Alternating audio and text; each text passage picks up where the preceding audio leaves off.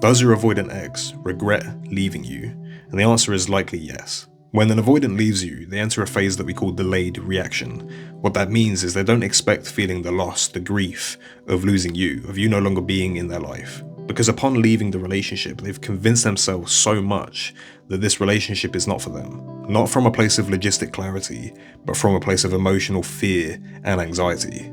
The main reason avoidants leave is to regulate their emotions, to stop feeling this heavy weight of being in vulnerability that triggers their avoidant attachment style. They're not leaving because of a lack of love or that they fell out of love with you.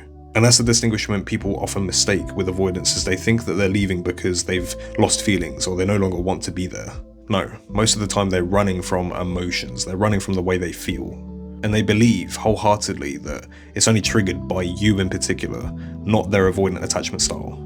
Especially if they're a dismissive or unaware avoidant. If your relationship was really deep when you were together, your chemistry was good, the relationship was healthy, there was no spiteful hatred behavior, but the main reason it ended was because they couldn't regulate the way they felt around you, around being in an intimate relationship. Then once they've regulated, once they've had that space, that emotional clarity, they're bound to miss you. And that's when the regret starts to creep in, because they realize what they've lost.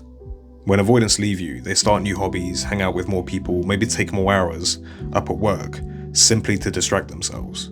The feeling they have inside them, that torn confliction with leaving you, with trying to regulate their emotions, they're trying to basically deflect.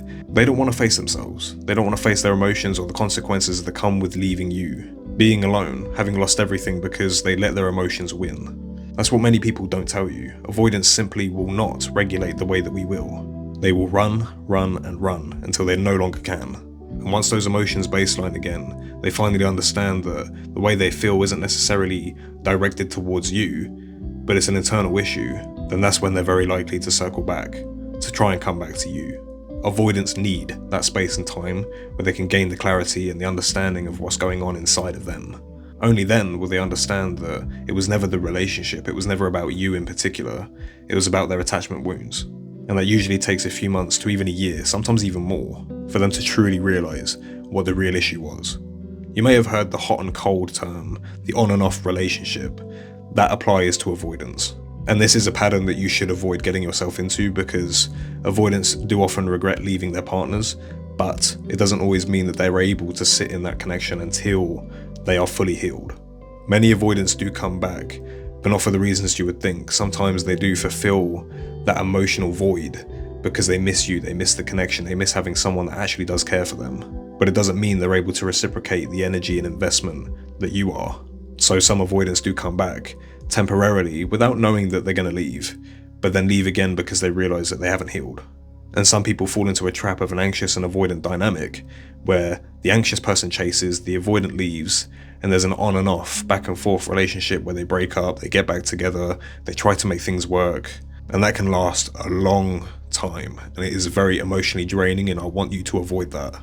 It's not a nice feeling, and it will drain you mentally, and your well-being will be affected. The best way to do it is establish a boundary with your avoidant ex. You can tell them how much you love them, but let it be known that if they want to be with you, there has to be real change and real investment. If you make that a non-negotiable, they will have to come to you with those things. They will not waste your time.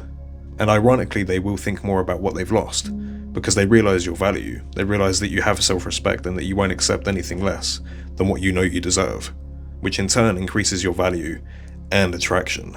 There may actually be a few things you can do in your situation to influence their healing. I've got many other videos on my channel. I've also got a TikTok under the same handle that explains a lot of these situations, so if you're interested, they are there.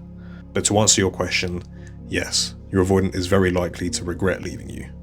I really hope this was helpful to you in some way. If it was, or you have any questions about your situation or about anything I've mentioned in the video, then please leave it in the comments. I will try to answer every single one of you.